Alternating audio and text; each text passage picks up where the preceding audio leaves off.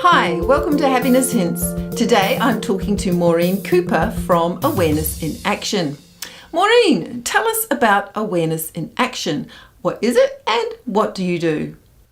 Thanks, Talia. Yes, I'd love to. We're a consultancy and our focus is bringing meditation and compassion into the workplace.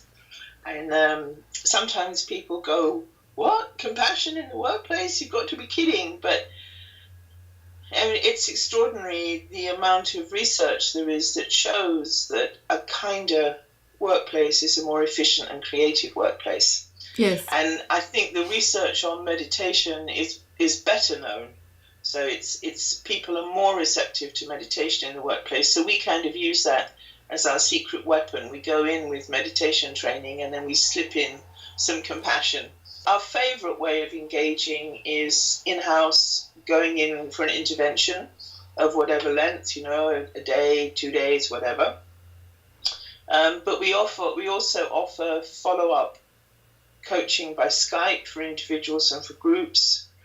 Because I'm now working with online courses, I'm in a position to offer a company or organisation their own bespoke online course for their teams, their staff, whatever suits their needs.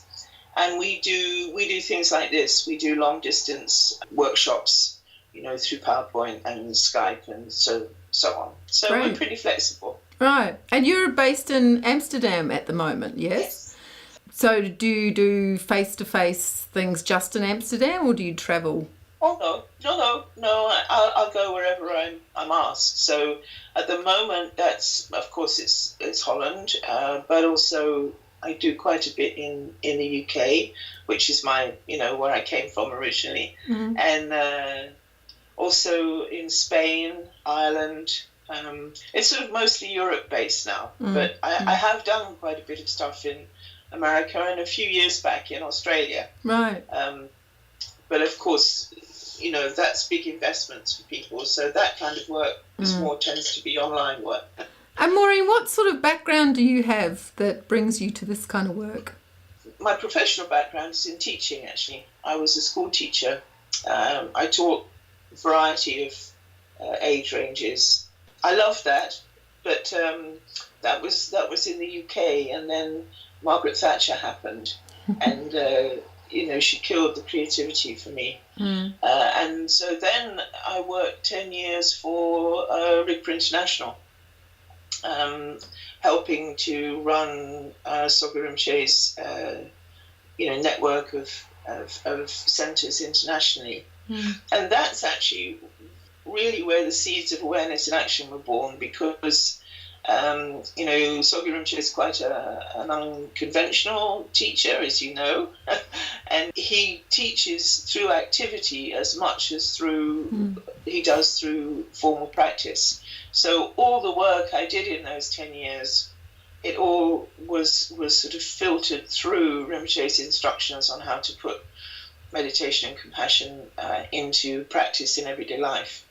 So then when that project finished, I continued traveling and doing teaching events for RIGPA. But then I set up Awareness in Action because what I'd learned, I'd never seen the practice so kind of sparkling and alive and immediately applicable. I always thought you had to sit on your cushion and do it, and then you sort of integrate it. And this Rinpoche showed me that actually, if you come to work with the practice without all the trappings, then what you've learned from the practice, the wisdom, can be just directly expressed in the activity. I fall short of it all the time, but that's my aspiration, and that's what's given me the confidence to try and help people in the modern workplace now. Right. I mean, that's where I feel I got my training. Yeah, no, that's great. I know for certain that happy people work better. Yes, no, it's true. But it's so incredibly obvious, and yet people miss it. It's amazing. There's a myth that it's sort of spoiling your workforce to worry about whether or not they're well and happy, but it's such a short-sighted view. And fortunately, it's beginning to go out of fashion. More and more, vibrant thinkers in the workplace are seeing that a happy and well-motivated workforce are much more creative. I mean, it's what Google has discovered and Facebook, and so that helps a lot. Yeah. All right. Well, let's get to the meat of our conversation here. What happiness hint have you brought for us today? The happiness hint I've brought is what I call a stop moment.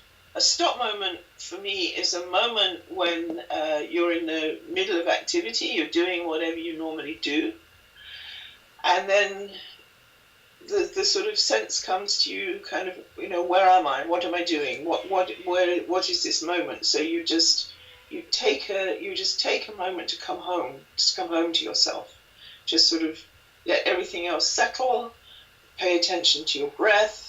Check in with how you are. I mean, is your mind sort of running away with you? Are you getting overtired?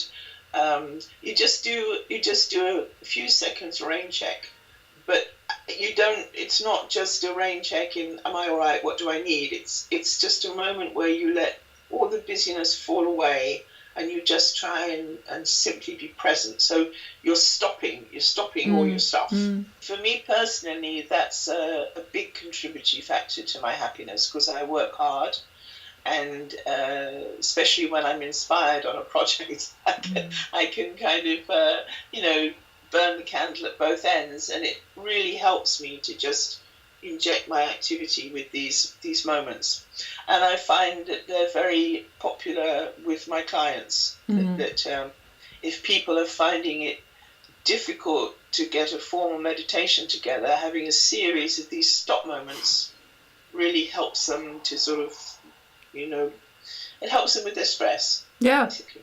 Stop and drop. Yes, stop and drop. Yeah, I hadn't thought of that, but yes, stop and drop. Yeah. Great. What about a happiness hurdle?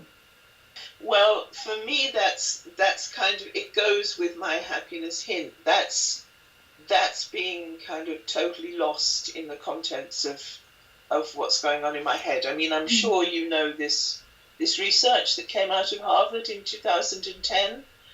Gilbert and Killingsworth, they designed a smartphone app and tested it on a whole bunch of volunteers, and asking them what they were doing when they were zapped. What are you doing? What are you thinking about? How are you feeling? And the research showed that for 46.9% of our waking hours, we're thinking about something different from what we're doing. And people generally said that they weren't happy at those times. The times they were happy was when what they were thinking about, what they were doing, were in alignment. Okay. Because then they were present and focused. So for me, my happiness hurdle is not having that alignment. Is when it shifts off. I imagine it takes quite a bit of discipline to bring yourself to be aware of that, to be aware of when you've shifted off. At the beginning, but actually, if you can find a way of turning it into a habit rather than having to sort of construct something every time. Yes. If you just get into a habit, like some clients of mine, they'll have something on the edge of their computer screen, or they'll have a screensaver or a picture on their desk, something that as their eye goes across it, it reminds, I haven't taken a stop moment for at least, 3 hours, and then it brings them back. I have an app on my phone. It's actually a meditation app with bells on it, and when I sit down at my desk, I set it for an hour. So after an hour, a bell rings, and that reminds me to stop, and it also reminds me to get up and move around. And then when I come back and sit down again, I press it again, and an hour later, I get another ding. That's perfect. That's really good. So, and I want you to say to you, if people listening to your video are interested, you can go to trackyourhappiness.org, and you can try this app for yourself. Okay. It's trackyourhappiness.org. Right. Sounds very interesting. Yes. Okay. Do you have a happiness hero?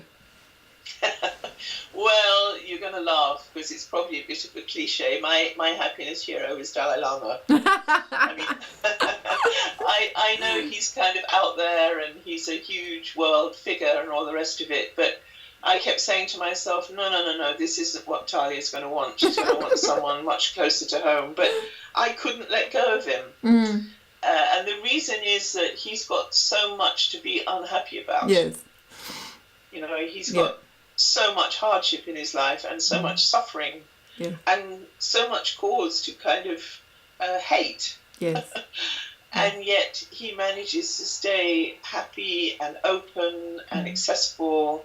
And so I couldn't replace him. I mean, if you want an ordinary happiness hero, it would be my youngest sister, who has a very stressful job, quite a complex personal life, but has a real belief in that if she manages to stay positive and well, it will help her and everyone around her, and it does. It does. So, you know, that's my sister, but Dalai Lama is in a place of his own. Well, I think, you know, there are very special people like him, and they are, you know, obvious role models. But it is amazing how many people will just have somebody, you know, nearby, a very ordinary person, that just through their being can bring a lot of happiness to other people. So it's not, you know, I think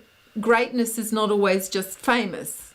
You know, we can have a little old lady down the road who's a totally great person. Nobody knows about her. So absolutely, yeah, absolutely. So, have you brought a happiness quote with you? Yes, I have. And just to really add insult to injury, it's a quote from Dalai Lama. but there it is. Happiness isn't something ready-made. It comes from the results of your own actions. I mean, in a way, if we go back to my sister, you know, my ordinary happiness hero, I mean, she really embodies that for me. You know, she can be really stressed and she can be worried about her kids and stuff. So in a way, her happiness is not just sort of cut and dried for her. She needs to work at it. So she works very hard on keeping her own attitude gentle and receptive and non-judgmental and not harsh. And I can see her do it. I can see her happiness not being ready-made, but something that she works on. And of course, you know, for myself, from my own practice, it's certainly my experience that, you know, how my mind is will determine how happy I'm feeling. I mean, someone can give me a beautiful gift, but if my mind's in the wrong place, it's not going to make me happy. So that's so true. Well, thanks a lot for talking to me today, Maureen. I really enjoyed our chat. Thank you. The one thing that has made the most difference in bringing happiness into my life is meditation. And to help you bring meditation into your life, I've made a free guided meditation on MP3, and you can pick it up at talianewland.com/guided-meditation. And take a look at my bookshop at talianewland.com. Look out for How to Meditate Easily, Effectively and Deeply. And while you're there, check out my award-winning fiction. I write real magic, stories with the power to transform. And if you enjoyed this happiness hint, don't miss the next one. It comes out every week on YouTube, iTunes, Podbean and Stitcher. So subscribe to the show now. And don't forget to like and share with your friends. Thank you. See you next time.